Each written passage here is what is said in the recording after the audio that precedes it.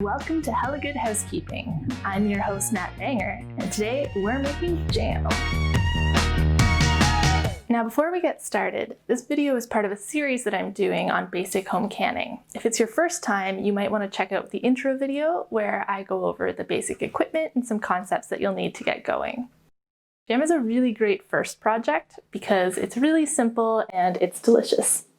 I'm going to be making a basic strawberry jam using a recipe from the National Center for Home Food Preservation, but the concepts that I'm going to be showing you, you can basically use for any recipe you want. So as long as you're using a tested recipe from a reliable source, you can just apply what I'm doing now to any recipe that you want to use. We're going to want to start our canning pot heating up before we actually start on the jam itself. So we do that with the jars inside. We fill it up with water so it's about an inch or two above the top of each jar, and pop a lid on it, turn it to full, and we just keep an eye on this. What we want to see is for it to be at a full boil for at least 10 minutes, and that way our jars have sanitized. After that point, you can turn it down a little bit so it's not crazy hot in your kitchen, there's not as much steam anywhere, but we do want it to stay hot at least so it's ready to go. Now we start making the jam. We're going to want to get our berries ready. I've got strawberries, so that's going to involve taking the hulls off and cutting them into halves or quarters until they're the right size. So as I go, I'm going to be checking to make sure they're all good berries. I don't want to find any fermented spots. If you find any mold, that the whole berry's gone. If you find like a small little brown spot, you might be able to cut it off, but if it goes all the way through the berry, just take it away. And I know a lot of people have been taught from a young age, never cut towards yourself, but for certain instances, a paring knife is actually designed just for that. So we're not gonna hold it like this as if we were chopping. We're gonna instead hold it in our palm and kind of pinch the blade just between our thumb and our fingers. And that way we've just got this tiny little piece of blade sticking up. So we're just gonna sort of pop the end in there and kind of turn the berry. We're mostly holding the knife still and turning the berry around it. So I've got actually like really fine control over where the knife is. So we just twisted it around, brought the berry out, and now we just cut the berry in half. And again, we're just bringing the berry towards the knife with the same controlled handling. And by just doing this in our hand, it saves that one tiny little step of moving it to the cutting board and back, which, since we're doing a large amount of berries, since it's a whole pot of jam, that actually really adds up. It can kind of cut in half your time. Now, no matter how much I have said, it's totally fine to cut things in your hand. It's also totally fine to not feel comfortable with that. If you want to use a cutting board, you just slice off. That's a really tiny berry, so we just put it all the way in. Just tip of the knife. Boom. So you can kind of collect the hulls here, and it might be a little bit slower, but you know, it might be the faster way for you. Now our strawberries are all nice and sliced up, but before we start cooking, we're going to want to mash them a little bit so they've got a nice spreadable texture. And you can use a lot of different things for this. I am going to be using a potato masher today, but you can also use a stick blender. It's a lot faster, but it gives you a bit less control. I like my jam to be a little bit chunky, so I'm not going to be using this, but you can if you want. You can even just use a fork. It's going to take forever, but if it's what you got, it's what you got. As you can see, I've got my berries in a nice big flat bottom bowl here. That way we've got a nice stable base to work with. I've also got it on a towel here to help support it. I also sometimes will just do this in a pot because it's got a totally flat base. So we're gonna get in here and we're just gonna start mashing. And what you wanna see is you want every berry to be a little bit smushed.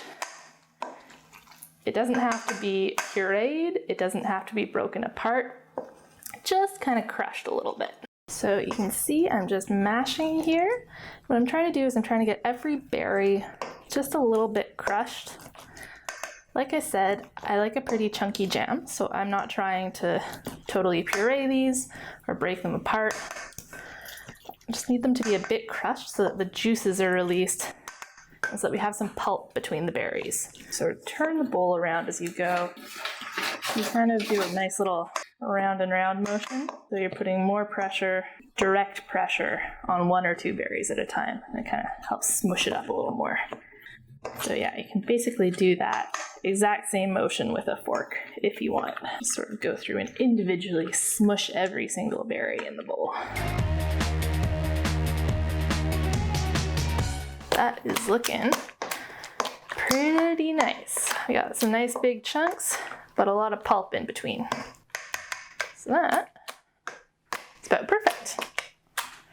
So next we're gonna measure our berries and put them into a pot. We're gonna use a liquid measuring cup because this is a liquid. And we're just gonna sort of very gently, very gently guide our berries into here. It's really awkward. It's kind of a little too chunky to pour, a little too liquid to really scoop out. So here we go. And with a liquid measuring cup, the thing is that you want it to be flat. So we kind of just, if you're not sure, just kind of shake it out. Take a look down there. Got our full amount. Pour it in there. And the reason that we're measuring it when they're mashed and not when they're whole is that berries, larger berries like strawberries, take up a lot of space when they're whole. There's a lot of space between them, and that depends. Ah, shit.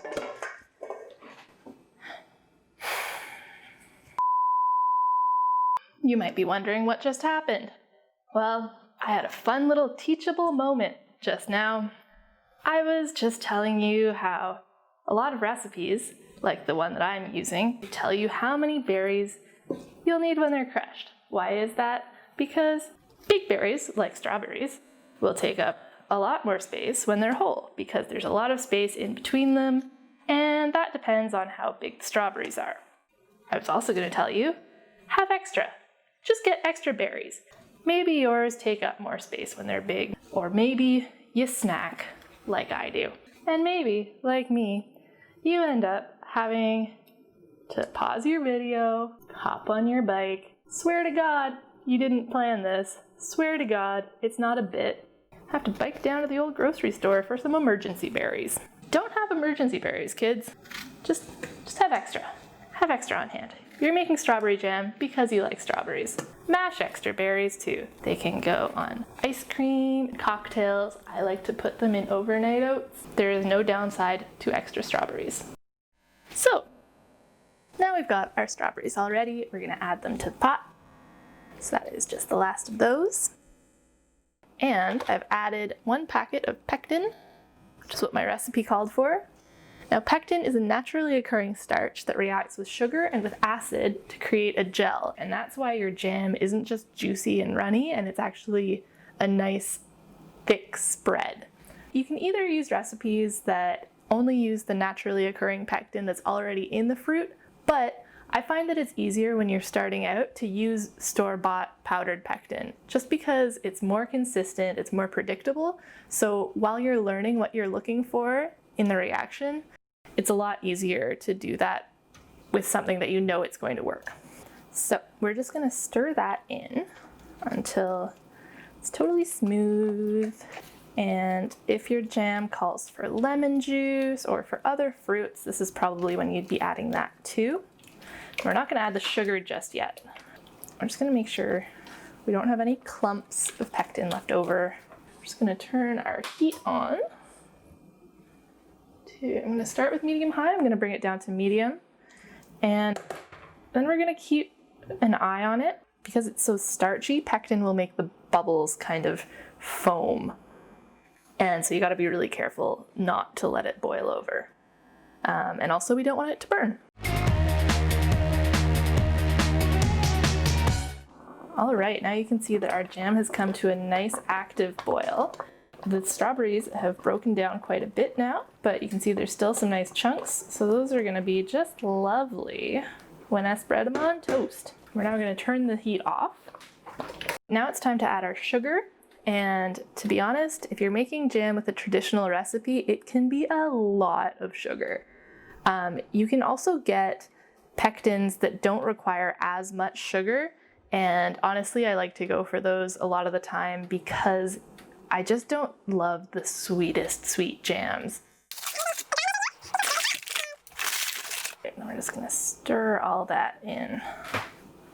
So you see why we needed a nice big pot. Adding all that sugar really is a lot of volume there. So again, we just stir it all in, making sure we don't have any little pockets, making sure it's all absorbed, getting a much shinier texture. So now we're gonna put the heat back on, and we're just gonna bring that right back up to a boil again and then take it off right away. We don't take our eyes off of it for a second. We keep stirring a little higher. All right, so we can see this is just starting to boil, and you can see just how frothy it's getting on top there. That is a good sign that the gel is happening, but it's also a sign that we have to stay really on top of this, otherwise it's going everywhere. So stirred it up. You can see that it's a nice, very active boil. And so we can just take it off the heat. You can see that I had to move my pot over to the other burner just because even though the burner was off, the residual heat just had it bubbling right up. Now we're gonna start skimming all of this froth off. It gets this really horrible gummy texture when it's cooled. Because I don't have a bigger spoon, I'm going to be using a tablespoon, and it is going to take forever. I feel like you could make some kind of really awful candy out of this. If you're curious, you can give this a taste once it's cooled down a little bit. The stuff doesn't really mix in, so you kind of have to take it out. So you can see that we're ready to start filling up our jars now. I've got the lids heating up in this bowl here. They're in hot but not boiling water. We've got our jar funnel here. You can use a ladle, you can use a big spoon, but I find that a measuring cup like this that's got a nice little handle that can loop over our pot, really, really useful. First you gotta stir your jam. You are going to get jam all over your dish towel. I like to do this in 2 rounds. So I kind of roughly fill them up the first time. Now we're just gonna top these up so we've got the right amount of headspace.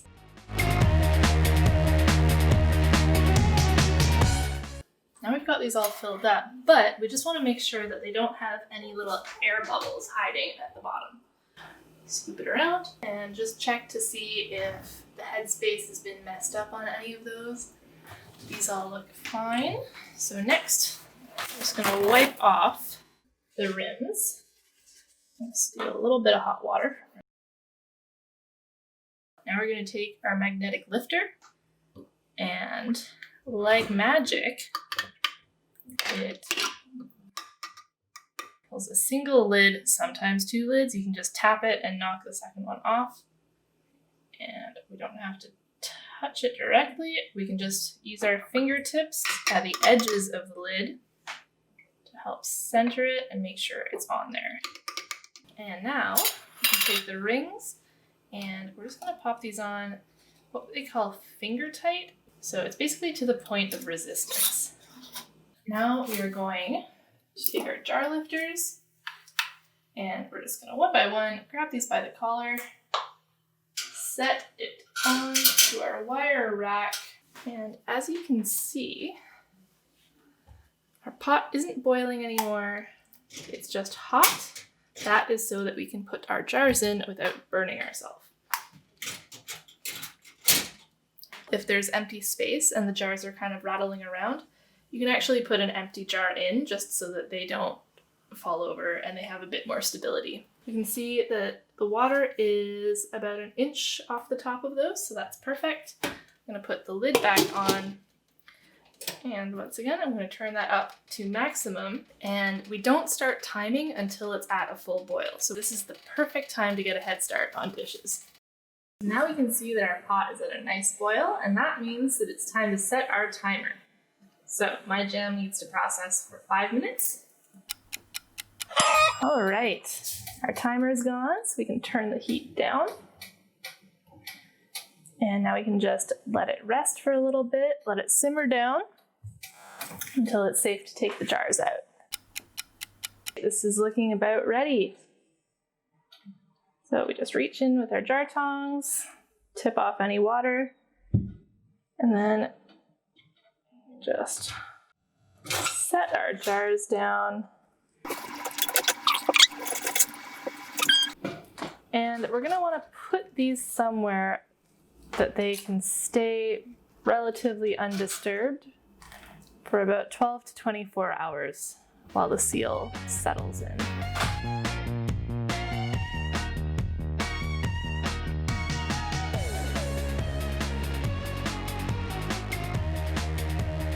Congratulations, you have made jam! I am so proud of you. Now it's time to enjoy. You did good. I'll see you next time on Hella Good Housekeeping.